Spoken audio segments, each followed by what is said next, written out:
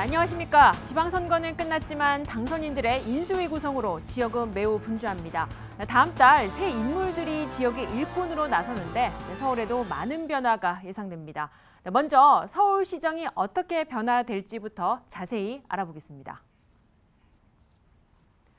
이번 6일 지방선거로 서울시의회의 지형도가 많이 달라졌습니다. 더불어민주당이 독식했던 10대 의회와 달리 11대 의회에서는 국민의힘이 과반 이상의 의석을 차지한 건데요.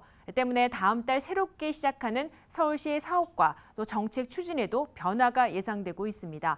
앞으로 탄력을 받을 서울시의 사업은 어떤 것들이 있을지, 또 7대 3으로 판도가 뒤바뀐 서울시 의회는 어떻게 견제 역할을 이어갈 것인지 첫 소식은 김진중, 김대우 기자가 차례로 보도합니다. 선거 기간 내내 시민들을 향해 제대로 일할 기회를 달라고 했던 오세훈 시장. 당선 소감을 밝히는 자리에선 지난 1년 압도적인 민주당 시의회 앞에 어려움이 많았다며 39대 서울시정에선 속도를 붙여 계획한 사업을 추진하겠다는 뜻을 밝히기도 했습니다. 지난 1년 동안은 압도적인 다수의 민주당 시의회 때문에 사실은 제가 마음먹었던 일들을 다 발전시키지를 못한 그런 사업들도 많습니다. 작년보다는 조금은 업무 환경이 제가 뜻한 바대로 일을 할 수 있는 환경이 될 걸로 기대를 하고요. 그렇게 되면 좀 더 가속도를 붙여서 제가 마음속에 품고 있었던 일들을 하나하나 해나가도록 하겠습니다. 이번 선거에서 25개 자치구 중 국민의힘 깃발을 꽂은 곳은 17곳. 지난 2018년 민주당이 서초구청장을 제외하고 24곳을 가져갔던 것과 대비됩니다. 총 112석인 서울시 의회 역시 판도는 많이 바뀌었습니다. 4년 전 당시 자유한국당의 서울시 의회 의석수는 단 6석이었지만 이번 11대 시의회에서는 76석으로 과반 이상의 의석을 차지했습니다. 민주당의 견제 속에 1년 임기를 지나온 지난해와 달리 확실한 4년의 임기를 보장받은 39대 서울시정. 제대로 일할 수 있는 기반을 마련한 만큼 과감한 조직 개편과 사업 추진을 예고하고 있습니다. 모아타운, 상생주택 등 오세훈표 주택정책은 규제 완화와 자치구 단위의 제한, 참여 등을 통해 사업에 힘을 더할 것으로 보입니다. 반면 고 박원순 전 시장의 핵심 사업인 시민사회와 도시재생 업무는 축소, 조정이 예상됩니다. 시민단체 예산 삭감으로 논란을 낳았던 서울시 바로 세우기는 민간 위탁 사업의 전면 재구조화와 예산 조정 등 전면 손질이 예상됩니다. 지난 4월 종묘부터 퇴계로 일대, 세운상가, 동대문 DDP 등 도심 녹지축을 복원하겠다 밝힌 오세훈 시장. 큰 무리 없이 녹지 생태 도심 개발이라는 오세훈표 역점 사업을 추진할 수 있게 됐습니다. 정릉천과 홍제천, 도림천 등에 있어 선도 사업이 진행 중인 지천 르네상스 사업은 서울 전역 61곳의 하천과 연계해 사업이 확장될 것으로 보입니다. 지난 연말 시의회 반대에 부딪히며 대폭 예산이 삭감됐던 서울형 교육 플랫폼 서울런과 이번 지방선거 최우선 공약으로 내건 안심소득과 임대주택 고급화, 공공의료 확대 등의 정책 추진도 가속화될 전망입니다. BTV 뉴스 김진중입니다. 서울시의회는 오세훈 서울시장이 다시 시장직을 맡은 직후부터 줄곧 견제하는 모습을 보였습니다. 시의장까지 나서 우려를 표명했고 이 같은 갈등은 1년 동안 계속됐습니다. 바람 잘 날 없다. 지금은 서울시를 가장 잘 표현하는 문장입니다. 그런데 이 바람이 멀리로부터 불어오는 어쩔 수 없는 바람이 아니라 안에서부터 만들어지고 소용돌이 치고 있다는 사실에 서울시의회는 우려를 감출 수 없습니다. 그러나 이런 기류가 바뀔 가능성이 큽니다. 더불어민주당이 절대 다수였던 4년 전과는 달리 국민의힘이 3분의 2 가까이 차지하면서 상황은 180도 달라지게 됐습니다. 여당과 다수당 지위를 동시에 얻은 국민의힘 서울시의회 입장에서는 오세훈 시장을 적극적으로 지원할 수밖에 없습니다. 시민이 선택한 시장이라는 등의 이유에서입니다. 그러나 맹목적인 지원은 하지 않아야 한다는 주장이 내부에서 나오고 있습니다. 합리적인 지원과 함께 합리적인 견제가 필요하다는 논리입니다. 당연히 지원할 것은 지원하되 그렇다고 해서 거수기 의회는 안 하겠다 하는 생각입니다. 의회는 의회대로의 고유의 영역이 있고 고유의 기능과 역할이 있습니다. 같은 당의 시장이라고 해서 시장이 내는 정책 무조건 통과시키는 것은 없습니다. 다만 공약으로 해서 정책을 만들려고 하는 것은 지원할 수밖에 없고 좀 부족한 부분은 의회에서 다듬어서. 수적 열세에 직면한 더불어민주당에서는 민생에 집중해야 한다는 주장이 나옵니다. 감시와 견제 역할보다 그동안 시민들이 요구했던 게 무엇이었는지 살펴보는 게 우선돼야 한다는 겁니다. 먼저 반성드리고요. 이제부터는 민생, 시민들이 원하는 것이 무엇인지 먼저 찾아 나서고 그분들이 원하는 대로 우리 민주당이 가야 하는 것으로 저희는 생각하고 있습니다. 또 노력하겠습니다. 이런 가운데 차기 서울시 의장직은 다수당인 국민의힘에서 전 후반기를 모두 맡게 됩니다. 사선의 김영기 서울시의원 당선인이 제11대 서울시의회 전반기 의장으로 유력하게 거론되고 있습니다. 오 시장 재직 시절 의정 활동을 했던 만큼 김 당선인이 시의장이 된다면 서울시와 시의회의 협력과 협치가 한층 더 강화될 전망입니다. BTV 뉴스 김대우입니다. 네, 기초의원 당선인 가운데도 이변이 있습니다. 서울에서는 진보당 소속의 기초의원이 한 명 탄생했는데요. 진보당 창당 이래 처음 있는 일입니다. 공릉동이 지역구인 노원구 나선거구의 최나영 노원구의원 당선인을 서주환 기자가 만나봤습니다. 다시 팻말을 들고 거리에 나선 최나영 당선인. 선거는 끝났지만 뽑아주셔서 감사합니다. 주민들과 인사를 나눕니다. 재작년에 국회의원 선거가 처음이었고 이번이 두 번째인데 4% 이상 받아본 적이 없었기 때문에 이만큼의 사랑이 어느 정도의 지지로 이어지는 건지 전혀 체감은 사실 잘 못했어요. 지난 6월 1일 노원구 공릉 1동과 공릉 2동 구의원을 뽑는 나선거구에서는 이변이 일어났습니다. 3명을 선출하는 선거에 여야 거대 정당에서 2명씩이나 출마했는데 원외정당 진보당의 후보가 3등을 차지했습니다. 누구나 꼴찌를 예상했던 그 후보가 주민과 유권자들의 표심을 움직인 겁니다. 다른 후보들에 비해서 되게 좀 진정성 있는 거를 우리 여기 있는 분들이 많이 그렇게 하더라고. 최나영 씨 같은 경우에는 진보당이라도 약소 그런 당이라도 주민들이 이제는 우리가 당 보고 뽑으면 안 된다. 최 당선인은 지난 3년여간 주민 직접 정치를 표방하며 노원 주민대회를 주도적으로 운영해왔습니다. 지역의 은행 지점 하나 사라지는 문제에도 발벗고 나섰습니다. 현장에 있다 보니 주민들과의 공감대는 자연스럽게 형성됐습니다. 선거 때만 반짝 나타나는 정치인들과 달랐다. 얘기를 제일 많이 해주세요. 그래서 3년간 꾸준하게 주민 목소리 경청하고 그 일을 꾸준하게 그냥 해온 거를 그 안에서 이제 진정성을 많이 좋게 봐주신 게 아닌가 싶습니다. 앞으로 4년 최 당선인은 당선의 기쁨보다 책임의 무게가 더 막중합니다. 선택에 보답하는 일, 존재의 가치와 이유를 증명하는 일, 이제는 그 일들에 집중할 계획입니다. 선거 기간에 주민들께서 가장 많이 하신 말씀은 구의원이 뭐 하는지 모르겠다.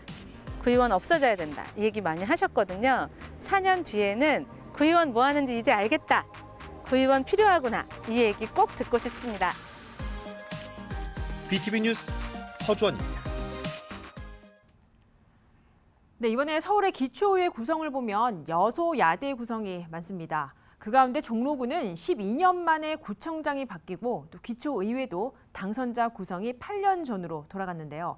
어떻게 달라졌는지 직접 취재했습니다. 기초의원 수 총 11명인 종로구의회. 4년 전 8대 구의회는 더불어민주당 8명, 국민의힘 3명으로 민주당이 다수였습니다. 4년 후 이번 선거에서는 더불어민주당이 6명, 국민의힘 5명으로 바뀌었습니다. 8년 전 6대 종로구의회 여소야대 구성과 같은 수준입니다. 30대 젊은 의원도 종로구의회에 입성했습니다. 더불어민주당이 전략 공천한 후보가 종로구 해와 이화동 지역에서 갑원을 받아 당선됐습니다. 첫 기초의원으로 발을 내딛는 만큼 주민을 위한 생활 정치에 매진한다는 각오입니다. 주민분들이 실질적인 삶에서 변화를 느낄 수 있고 주민분들이 행복할 수 있는 방향으로 좀 구정을 도전을 해보려고 하고요. 방금 이야기 드린 것처럼 징검다리의 역할을 해야 되기 때문에 어린이부터 청소년 그리고 청년 그리고 이제 노년층까지 두루두루 장년층까지 포함하는 이 세대를 아울러서 징검다리 역할을 통해서 서로의 의견을 듣고 조율하고 이것이 구정에 반영될 수 있도록 적극적으로 활동해 볼 예정입니다. 여성 당선인의 연령대도 젊어졌습니다. 국민의힘에서는 혁신교육과 학부모 활동에 앞장선 학부모가 정치 신인으로 구의회에 입성해 종로 지역 교육 회복 등 기초의원 역할을 다진다는 계획입니다. 구의원의 역할이라고 생각하는 것이 어떤 일을 결정해서 끝까지 추진하는 데는 역량이 부족하지만 주민의 목소리를 다 한데 모아서 무엇이 정말 정확한 주민이 원하는 소리인지를 구분짓고 그것을 재빠르게 추진할 수 있도록 앞장서는 것이 구의원의 역할이라고 생각합니다. 그것은 여소야대이던 그렇지 아니하던 상관없이 제가 해야 될 일이라고 생각하고 어느 정당 당선이냐를 떠나 지역 현안을 제대로 파악하고 동네 주민의 일꾼이 되고자 선택된 지역의 기초의원. 다음 달 9대 종로구의회 입성을 앞두고 치열한 지역 정책 다툼이 우려되는 가운데 의정 활동에 적극 임하겠다는 이들의 각오가 얼마나 반영될지 지켜볼 일입니다. BTV 뉴스 강혜진입니다. 네, 그런데 종로구의회에서는 현직 8대 구의원들이 의정활동 마무리를 앞두고 고성이 오고 가는 일이 벌어졌습니다. 지난해 예산결산감사위원장을 선출하는 과정에서 더불어민주당 비례대표 의원이 위원장에 선출되지 않았다는 이유인데 마지막 구의원 임기에 누가 되는 사례를 남긴 꼴이 됐습니다. 관련 내용 직접 취재했습니다. 8대 종로구의회 마지막 정례회 시작은 순조로웠습니다. 6일 지방선거를 마무리하고 구정질문과 예산결산위원회 구성 등 주요 안건에 맞춰 회의가 이어졌습니다. 여기에 지난해 예산결산을 심의할 위원장과 부위원장에 최경애 라도균 의원이 선출됐습니다. 그런데 선출 후 2시간이 지난 오후 종로구의원 사무실에서 고성이 오고 갑니다. 예산결산위원회에 들어간 더불어민주당 노진경 의원이 당초 예정했던 위원장에 선출되지 않았다며 동료 의원들에게 따지고 나선 겁니다.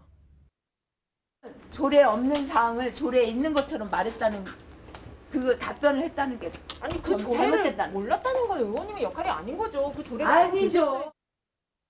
정확한 내막을 파악하기 위해 취재가 시작되자 노 의원은 당초 의원들 간에 논의했던 초안대로 자신이 위원장에 선출되지 않았다며 불만을 호소했습니다.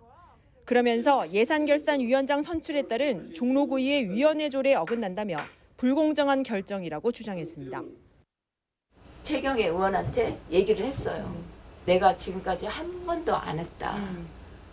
그러니까 이번에는 내가 그게 하고 안 하고 중요한 거 아닙니다.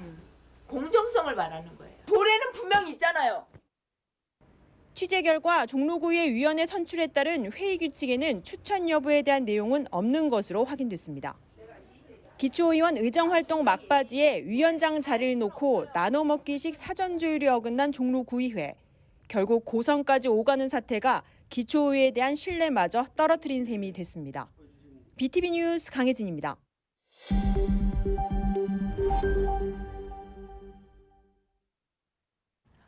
네, 성동구 성수동은 도시재생 지역입니다. 지난 2014년 도시재생 특별법이 만들어진 후 전국의 13곳이 선도 지역으로 지정됐는데 그중 한 곳이 바로 성동구 성수동입니다.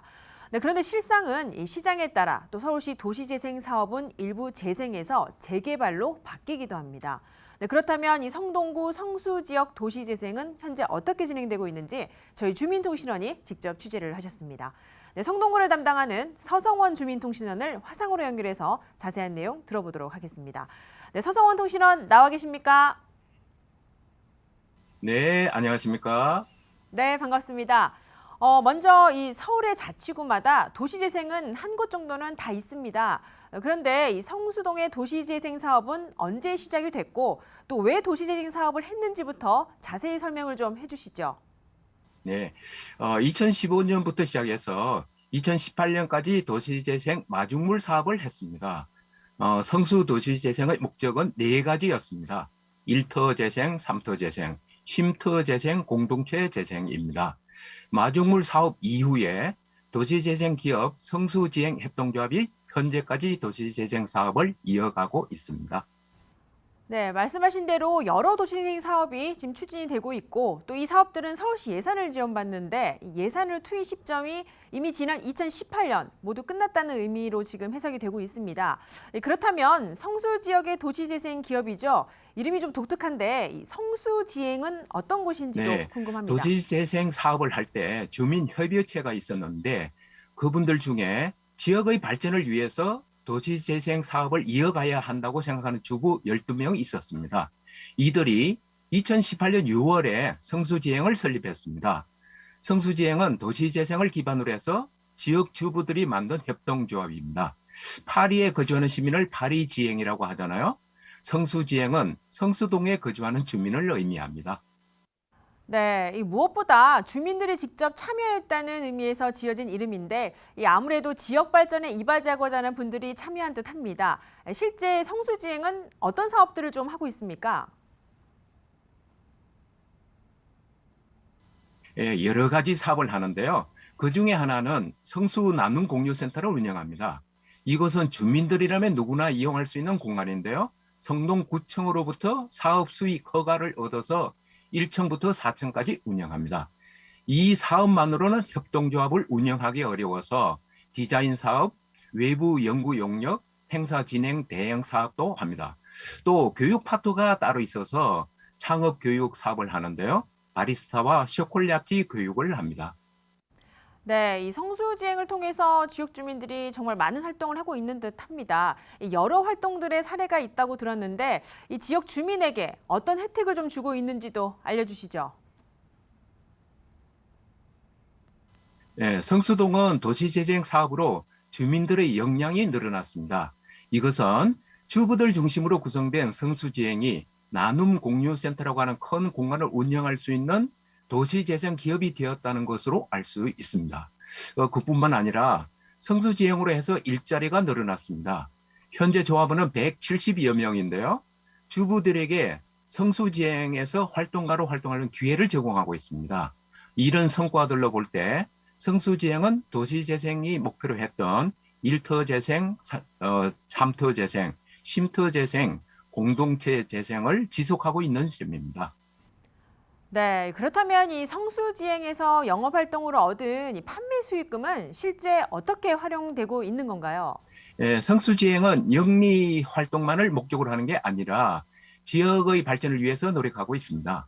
주부들이 활동가로 활동할 수 있게 바리스타와 쇼콜라티 교육을 무료로 진행하고 있고 꽃길만 걸어요와 같은 축제를 주관했습니다. 지역의 소상공인과 더불어 성장하기 위해서 플리마켓을 정기적으로 열고 있습니다. 이런 사업에서 발생한 수익은 마을 기금의 형태로 지역에 환원하기도 합니다. 네. 마지막으로 이 성수동을 기반으로 한 이 성수지행 협동조합의 앞으로 활동 계획과 함께 또 주민 참여 반응에 대해서 좀 궁금한데 알려주시죠. 네, 여기에 대해서 성수지행 박명훈 상임이사는 다음과 같이 말했습니다. 성수지행은 영리를 목적으로 하는 기업이 아니고 성수동 마을의 가치를 높이는 기업, 마을 발전을 위해 다양한 활동이나 프로그램을 하는 기업, 마을 발전에 이바지하는 기업으로 지역 주민에게 널리 알려지도록 노력하겠다는 요지의 말을 했습니다. 성수지행에는 경력이 단절된 주부들이 활동가로 많이 참여합니다. 이들은 사회활동으로 개인의 능력을 기를 뿐만 아니라 일하는 보람을 느끼고 있어서 매우 만족한다고 했습니다. 네, 여기까지 듣겠습니다. 도시재생 사업 가운데 주민 참여로 협동조합이 운영되고 있는 성수지행 활동에 대해 주민통신원과 이야기 나눠봤습니다. 네, 취재하느라 고생 많으셨습니다. 네, 수고하셨습니다. 네, 감사합니다.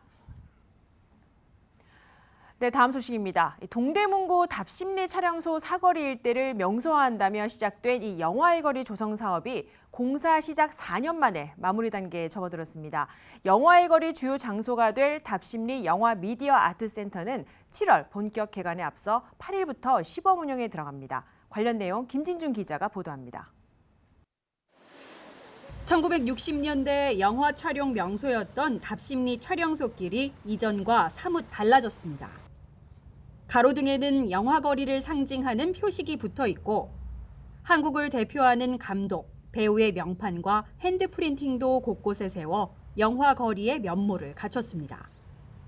영화 미디어 아트센터로 향하는 벽면에도 사람들이 오가는 보도 위에도 대한민국 영화사를 살펴볼 수 있는 내용이 담겼습니다.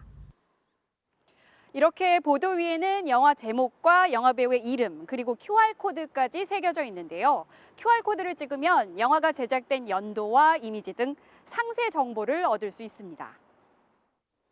동대문구는 지난 2016년부터 답심리 촬영소 일대 명소화를 위해 영화의 거리와 미디어 아트센터 조성 사업을 추진해왔습니다.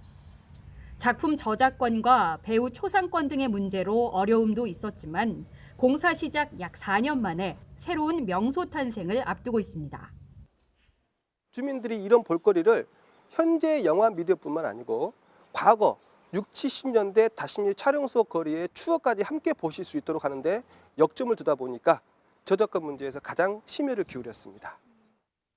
답심리 영화의 거리의 주요 거점 역할을 할 영화 미디어 아트센터도 새 모습을 갖췄습니다. 고전 영화를 상영하는 70석 규모의 영화관과 한국 영화 관련 자료를 보여주는 전시관도 공사를 마쳤습니다. 지역 주민과 학생들이 촬영과 편집 방법을 익히고 활용할 수 있는 체험 교육실도 마련됐습니다. 구는 8일부터 시범 운영을 통해 공간별 장비와 인력 운영에 대한 점검에 들어갑니다. 지역의 새로운 명소로 자리할 답심리 영화 미디어 아트센터는 오는 7월 정식 개관합니다. BTV 뉴스 김진중입니다. 네, 13일부터는 이 자치구마다 당선된 신임 구청장들이 본격적인 인수위 활동을 들어가게 됩니다. 지역 행정은 물론 교육과 문화 그리고 해결되지 않은 지역의 각종 민원 등을 새 인물이 어떻게 바꾸고 또 추진해 나갈 것인지 이 세부적인 계획들이 세워지게 될 텐데요. 무엇보다 현장의 목소리를 듣고 또 실현 가능한 현실적인 정책만이 살기 좋은 지역, 그리고 여러분이 살고 싶은 지역으로 만들어질 겁니다. 여기에 시청자 여러분의 관심과 참여도 더 중요하다고 봅니다.